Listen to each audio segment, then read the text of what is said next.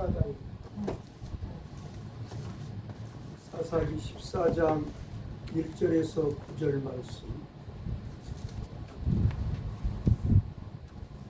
사사기 14장 1절에서 9절 말씀 교독하시겠습니다.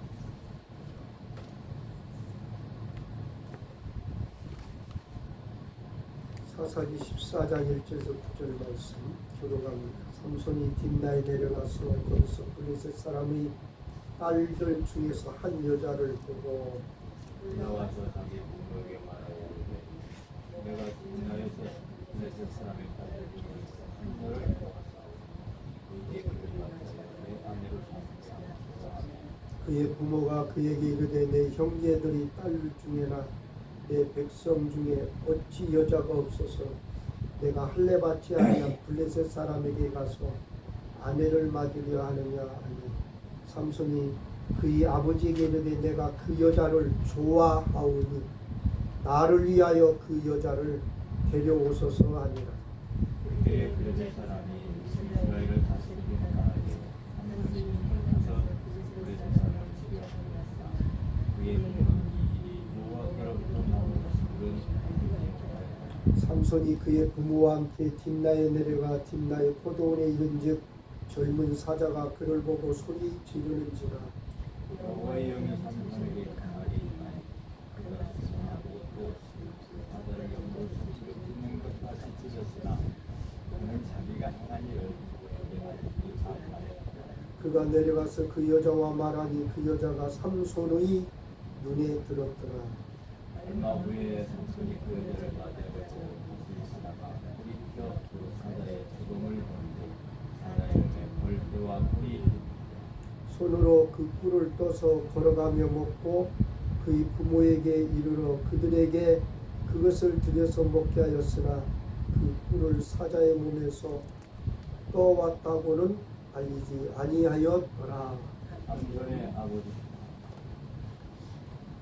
함께 교독한 말씀 가지고 절제라는 주제로 말씀을 했습니다.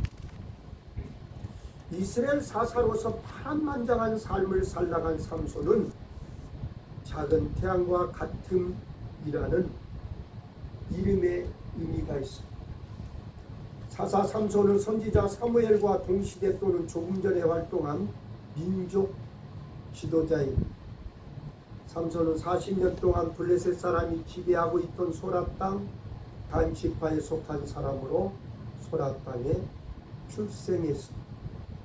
부친은 마노아이며 모친은 무명의 불임녀 성녀였습니다.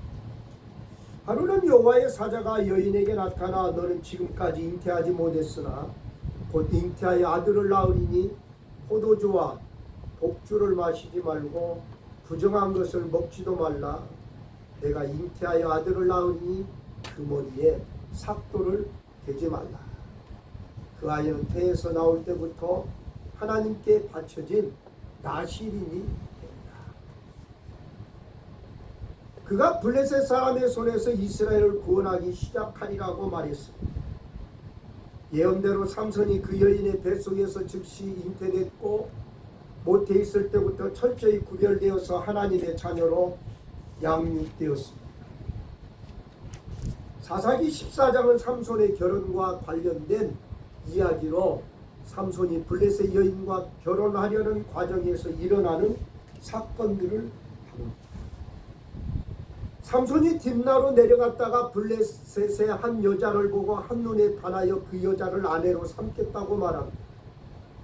이런 블레셋을 치는 구실을 마련하기 위해서 하나님께서 행하신 일입니다. 삼손의 부모는 이를 알지 못하므로 삼손에게 이스라엘에 여자가 없어서 블레셋에서 아내를 찾느냐고 책망합니다.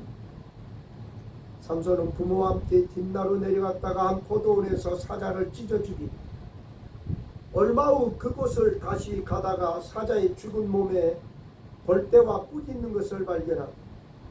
삼손은 그 꿀을 떠서 자기도 먹고 부모에게도 드립니다. 1절 말씀에 삼손이 딥나에 내려가서 거기서 블레셋 사람의 딸들 중에 한 여자를 보고라고 말씀합니다. 딥나는 본래 단지파에게 할당된 기업이었으나 단지파가 아무리 족속에게 쫓겨난 이후부터 블레셋에게 복속된 것 같습니다.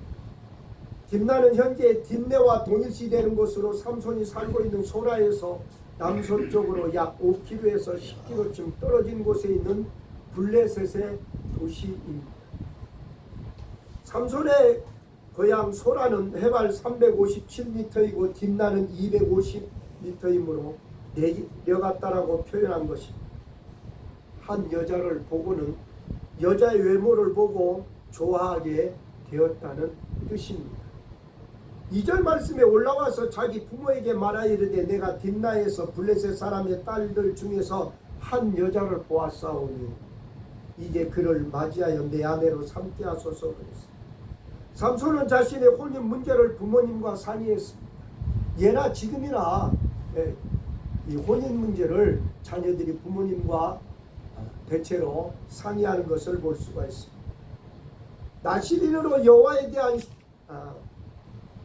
신앙 가운데서 자란 삼손이 이처럼 자기의 결혼 문제를 두고 부모와 상의했다는 것은 지극히 당연합니다. 당시 결혼은 부모의 허락을 받고 아버지가 결혼 교섭을 하고 신부와 그 부모에게 결혼 폐물을 줍니다. 특히 이스라엘 사회에서는 신부를 데려오기 위해서 결혼 지참금이 필요했습니다. 지금도 동남아 국가 중에서 일부 나라에서는 신부를 데려오기 위해서 결혼 지참금을 신랑이 주는 풍습이 있습니다. 이 결혼 지참금은 신랑 될 사람의 아버지의 손을 통해서 나와야 했으므로 그 당시 아들이 결혼 문제로 부모와 상의하는 것은 당연한 것입니다.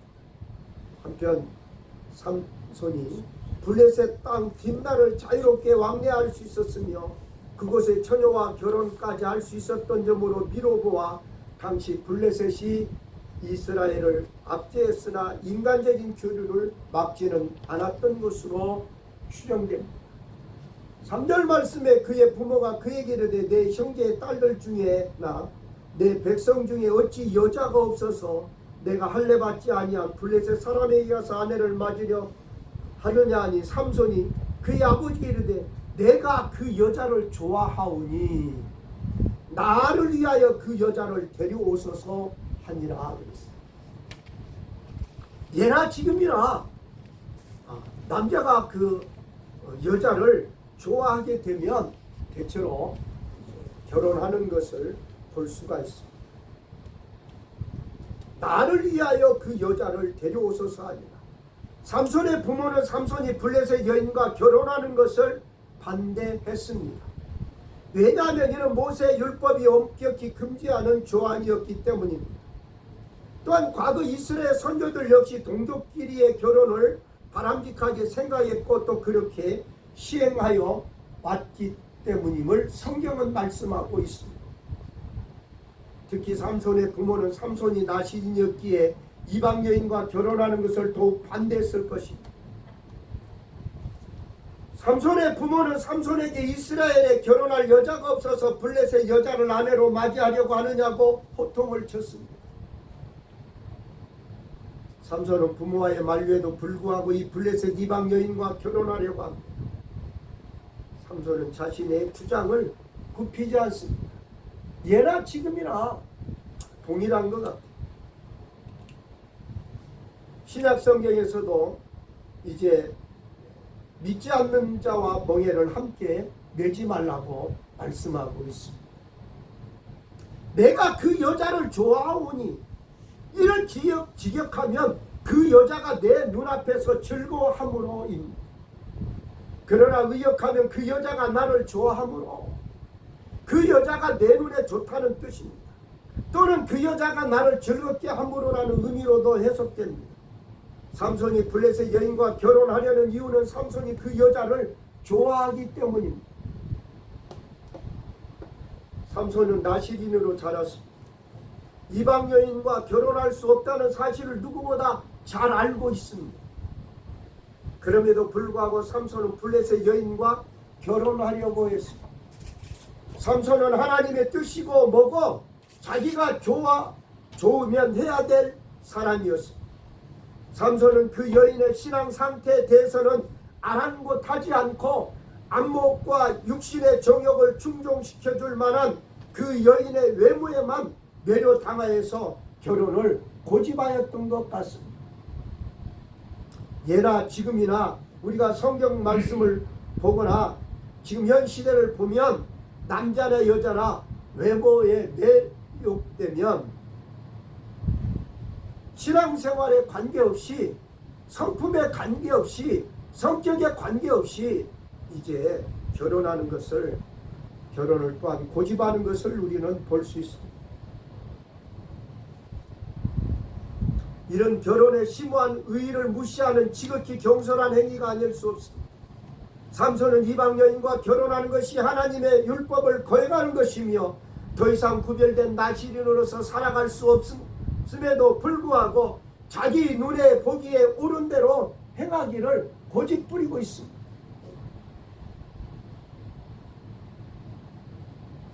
요즘도 믿는 사람이나 믿는 사람들 가운데서도 내 자녀가 좋다고 하면 예수를 믿지 않아도 직업이 좋고 그러면 자녀들의 결혼을 허락하는 것을 우리가 볼 수가 있어요. 또 예수 안 믿다가도 예수를 믿을 수도 있어요. 그러나 예수를 믿지 않는 남자나 여자를 만나서 또한 예수를 믿지 않는 사람들도 있어요. 오히려 자기가 가지고 있는 그 신앙까지도 다 이제 팔아먹는 경우가 있어. 신앙생활하지 않는 경우가 우리 주위에 있어. 그리고 믿지 않는 남자나 여자를 만나서 신앙생활 하기가 너무나 힘든 사람들도 있어. 그러나 하나님을 인격적으로 만난 사람들은 어떤 환경 가운데서도 신앙생활 하는 것을 볼 수가 있는데 정신적으로, 육체적으로 또한 경제적으로 고난을 당하고 고통을 당하기도. 삼손은 태어날 때부터 하나님께 구별된 거룩한 나시린임에도 불구하고 자신의 눈에 보이는 것을 따라 이방 여인과 결혼하기를 고집했습니다. 하나님의 뜻과 반대되어도 자신의 눈에 좋아 보이면 얼마든지 자신의 소견을 따라 죄악을 서슴없이 행하는 삼손의 모습은 사사기 시대 이스라엘 백성들의 영적 상태를 그대로 보여줍니다. 나를 위하여 그 여자를 데려오라는 것. 나시린은 자신을 위해 사는 사람이 아니라 하나님을 위해 사는 사람입니다. 그런데 삼손의 관심은 하나님께 있지 아니하고 자기 자신에게만 있었습니다. 그래서 나를 위해 그녀를 데려오라고 때를 쓰고 있습니다. 삼손은 하나님이 아니라 자기 자신의 즐거움과 기쁨을 삶의 목적으로 사는 사람이었습니다. 삼손은 나시린이었지만 하나님이 아니라 자기 자신을 위해 사는 사람이었습니다. 그래서 자기가 좋은 대로 하고 싶은 대로 행동했습니다. 부모의 반대도 소용없습니다. 요즘도 마찬가지잖아요. 부모가 반대해도 내가 좋으면 결혼하는 겁니다. 부모님이 그 배우자 내가 좋아하는 여자하고 삽니까? 내가 좋아하는 남자하고 삽니까? 그 말이 틀린 말 아니에요. 맞는 말이에요. 다 그런 건 아닌데 문제는 그 인생이 불행할 수도 있다. 사람은 누구나 내가 생각할 때 옳은 것, 내가 보기에 좋은 것을 따라 선택하며 살아갑니다. 그러나 성경은 우리 그리스도인들이 나 중심이 아니라 하나님 중심으로 살아갈 것을 말씀하고 있습니다. 내 생각을 내려놓고 하나님의 생각을 따라 살아가라는 것. 내가 보기에 좋은 것이 아니라 하나님 보시기에 좋은 것을 택하는 것이 성경이 우리에게 가르쳐준 풍성한 삶의 모습입니다. 옳고 그름의 절대적인 기준이 사라져가는 포스트 모던 사회에서는 개인의 선호도가 유일한 기준이 됩니다. 소비주의의 문화 지배하는 현대 사회에서는 사람들은 내가 좋아하는 것을 기준으로 행동하고 선택하며 소비한 음식, 옷, 자동차 등을 선택하는 데 있어서 개인의 취향은 유일한 기준이 됩니다. 교회와 예배를 선택하는 데도 개인 취향이 점점 중요해집니다. 내가 좋아하는 것을 취사 선택하는 사회에서 우리는 어떻게 예수님이 주인 되심과 제자도에 대해서 이야기할 수 있습니까? 어인 루처 목사님은 훨씬 더 나은 것에 예스라고 말할 수 있는 사람만이 유혹에 대해서 노라고 말할 수 있다고 역설했습니다. 즉각적인 유혹이 주는 헛된 약속보다 영원한 보상을 바라볼 수 있는 안목이 있을 때 우리는 그 유혹을 거절할 수 있습니다. 하나님은 공의로운 재판관이십니다. 이 진리를 기억할 때 우리는 즉각적인 유혹에 빠지지 않고 더 지혜롭고 현명한 선택을 할 수 있습니다. 혹시 우리는 어떠합니까? 우리도 삼손처럼 내가 하고 싶은 대로 행동하며 사는 사람은 아닙니까? 내가 좋으면 하고 하기 싫으면 하지 않는 사람은 아닙니까? 내가 원하는 대로 되지 않으면 참지 못하고 때를 쓰는 아이처럼 행동하고 있지는 않습니다. 우리가 고민해야 하는 것은 나의 행복과 기쁨과 만족이 아니라 이것이 하나님을 위한 것인가를 고민해야 합니다. 즉각적인 유혹에 빠지지 않고 욕망을 절제할 수 있는 능력은 개인 행복을 위해 필수적입니다. 1972년 미국 스탠퍼드 대학의 윌터 미셀 교수는 4살 어린이들 대상으로 마시멜로 시험을 했습니다. 마시멜로 한 개가 놓인 접시가 있는 방에서 아이들은 언제든지 그것을 먹을 수 있지만 교사가 돌아오는 15분 동안 기다리면 마시멜로 2개를 먹을 수 있게 했습니다. 어린이들이 더 큰 보상을 얻기 위해 15분을 기다릴 수 있는지에 대한 실험이었습니다.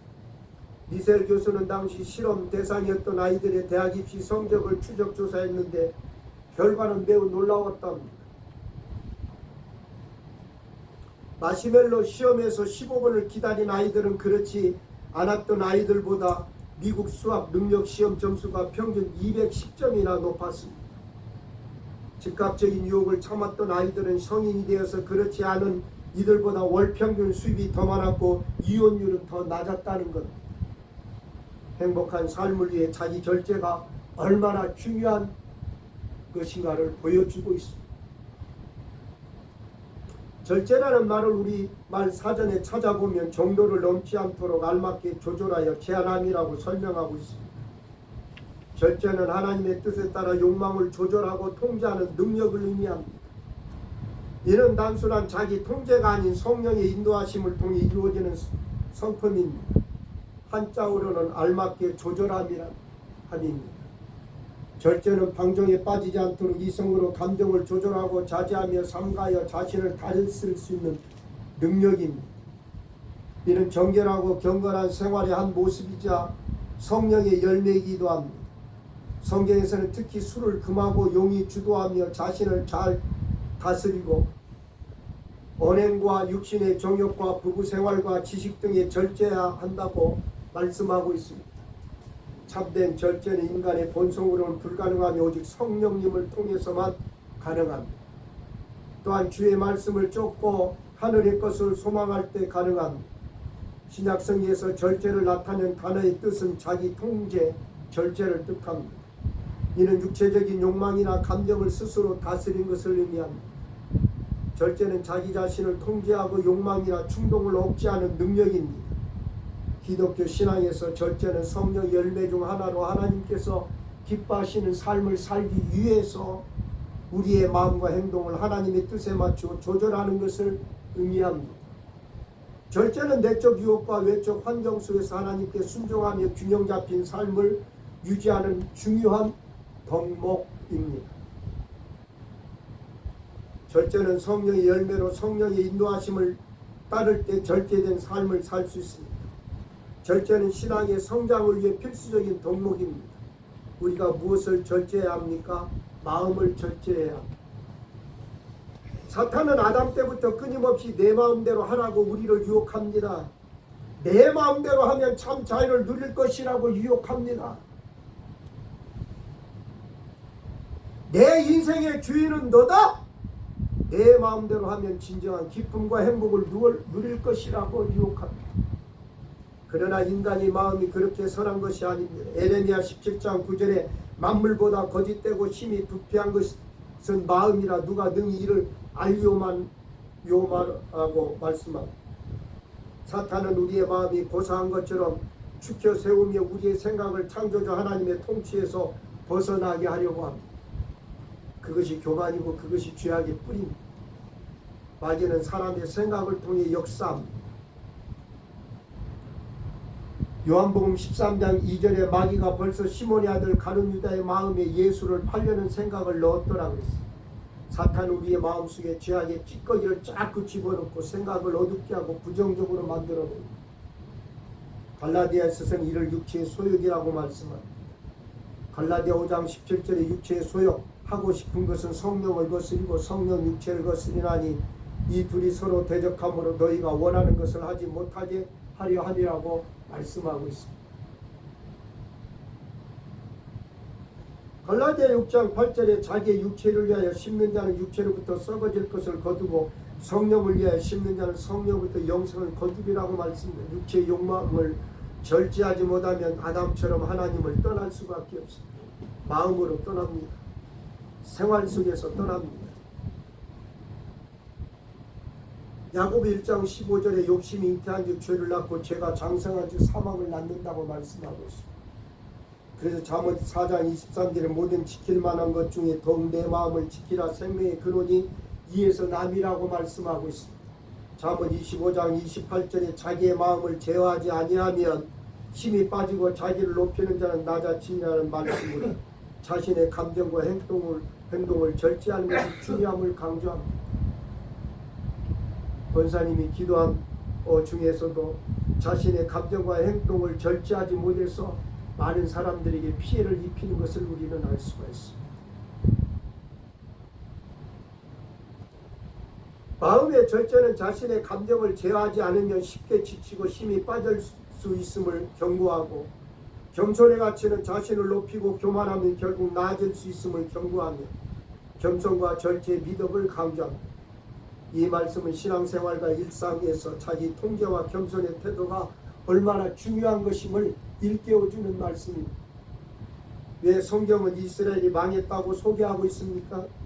예레미야 6장 19절에 땅이여 들으라 내가 이 백성의 재앙을 내리니 이것이 그들의 생각의 결과라고 했습니다. 그들이 내 말을 듣지 않으면 내 율법을 거절하였음이라고 했습니다.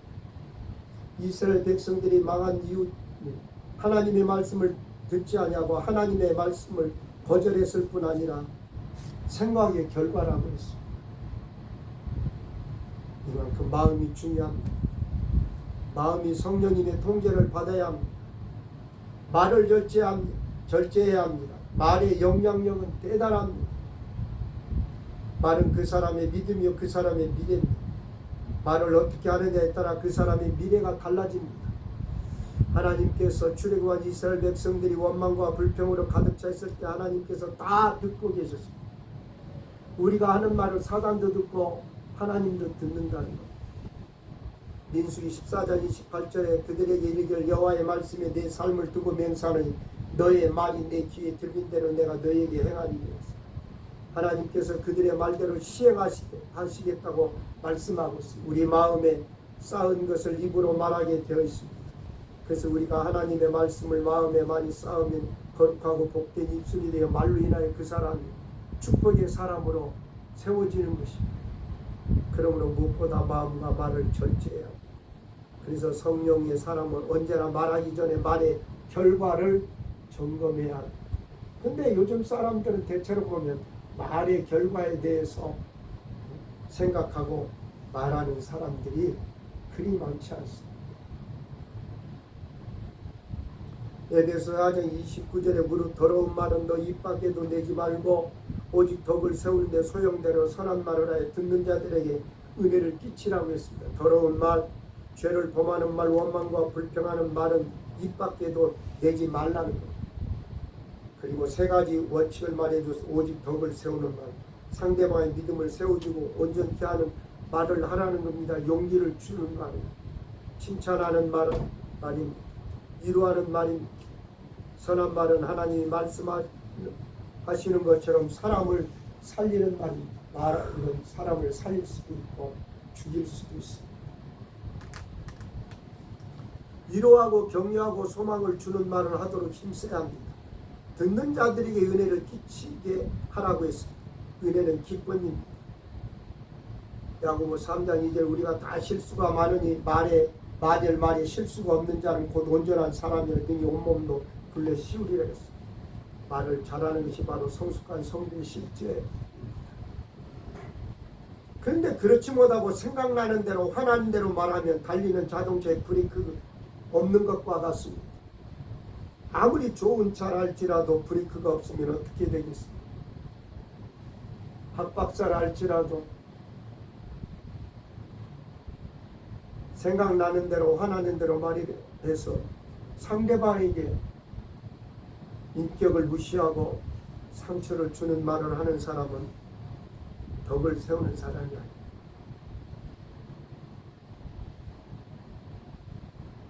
은혜를 끼치는 말이 아니다. 아무리 좋은 것일지라도 지나치면 망가지게 되어 있습니다.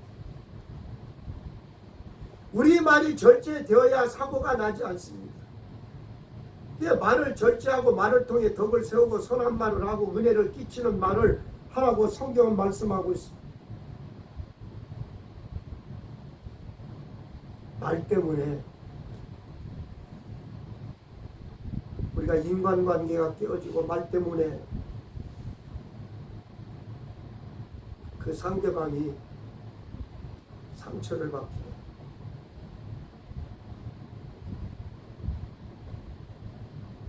그 사실은 어떠한 환경 속에서도 욕도 해서는 안 돼요. 왜? 듣는 사람이 은혜가 돼야 되잖아요. 듣는 사람이 덕이 돼야 되잖아요. 막 우리나라는 욕의 문화가 유난히 발달되어 있죠.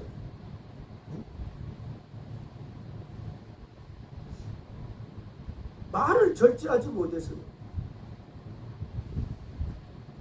그래서 주의 형제 야고보를 통해서 우리가 다 실수가 많으나 만일 말에 실수가 없는 자는 온전한 사람이라고 그랬죠.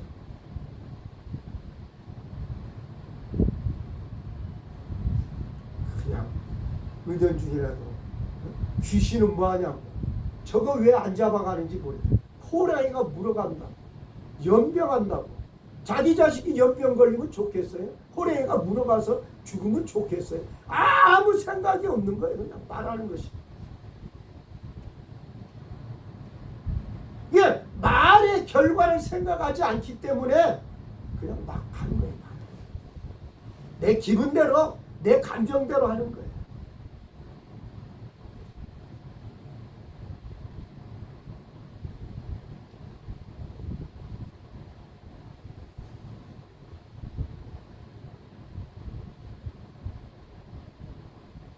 우리가요, 너나 것 없이 우리의 말을 통해 우리의 마음과 생각이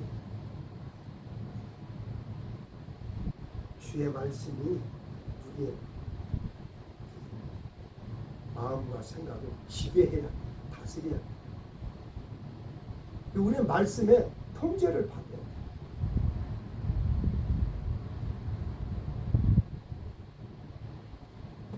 내가 이 말을 하면 상대방이 어떻게 생각할까? 그 생각하지 않아. 그래. 이 절제가 필요해.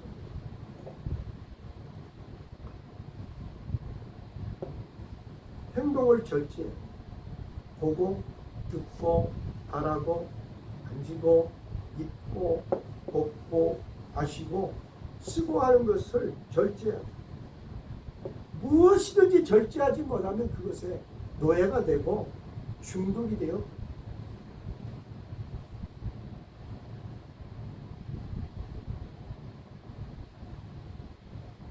우리가 잘 아는 대로 오늘의 시대가 스포츠 스크린, 섹스의 3X 시대 아니에요.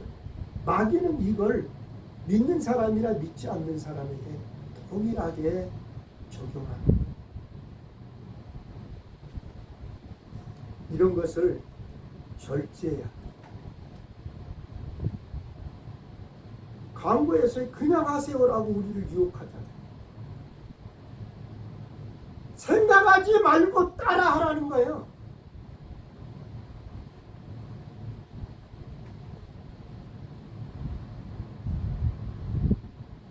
뭐 유튜브 보니까 콜라텍에 연세 드신 분들이 들어갈 때는 혼자 들어갔다가 나올 때는 둘이 나온다잖아요.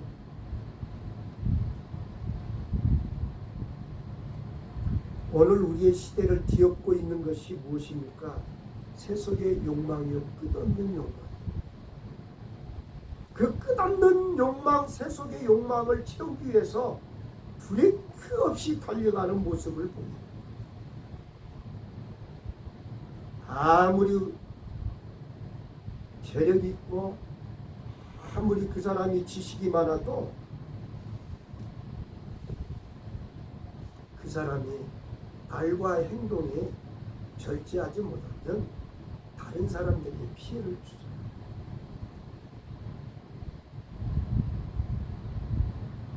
예수 믿는 사람들은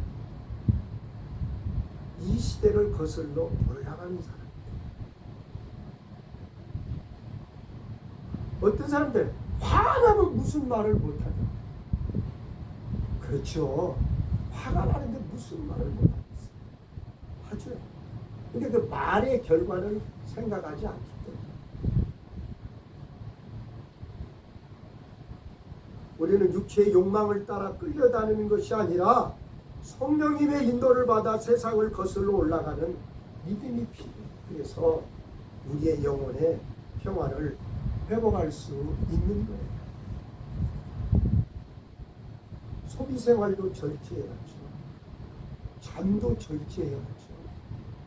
식욕도 절제하지 못하면 에서처럼 장자의 권리와 축복을 잃어버리고, 대체로 성인병의 원인 중에 하나가 식욕을 절제하지 못했어요.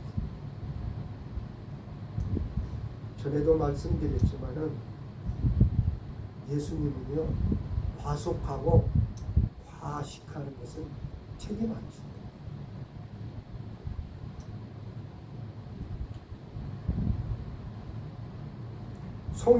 성욕을 절제하지 못하면 삼손처럼 사명 잃어버리고 멸망의 길을 걷구나.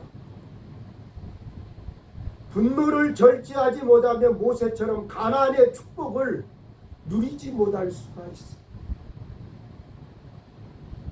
힘을 절제하지 못하면 사울처럼 왕권을 빼앗기고 비극으로 인생을 마감할 수 있어. 지금 힘을 절제하지 못해서, 말을 절제하지 못해서 우리 지금 주위에 있는 사람들이 많은 피해를 보고 생애 오점을 남기는 것을 우리는 방송을 통해 보잖아요.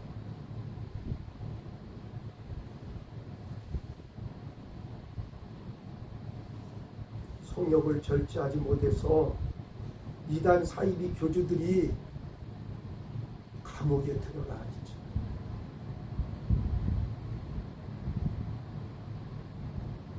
탐욕을 절제하지 못하면 아간이나 아나니아나 삽비라처럼 작은 것 하나 때문에 모든 것을 잃어버릴 수가 있습니다. 고린도전서 9장 25절에 이기기를 다투는 자마다 모든 일에 절제한다고 했어요. 운동선수들을 보면 때로는 식욕도 절제해야 해요. 잠도 절제하고. 대체로 보세요. 빚지는 사람들 보면 소비생활 절제하지 못해 빚져요.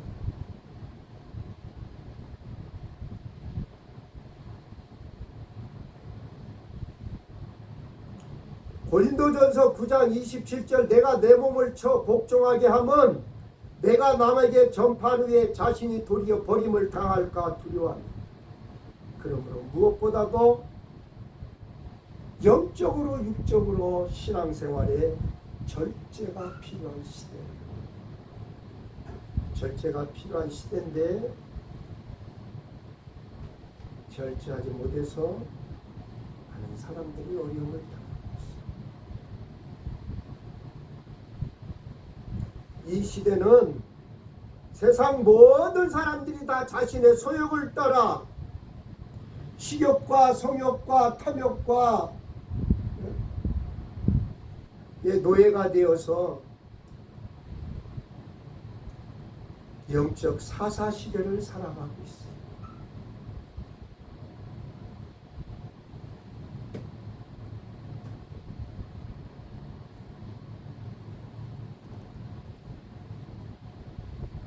그러나 우리는 세상 사람들과 다른 방법과 방향으로 삶을 살아야 합니다.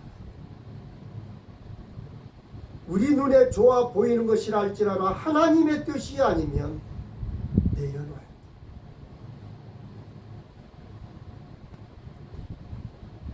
오직 하나님 말씀에 순종하며 살아가시기를 주님의 이름으로 축복합니다. 죽어보겠습니다.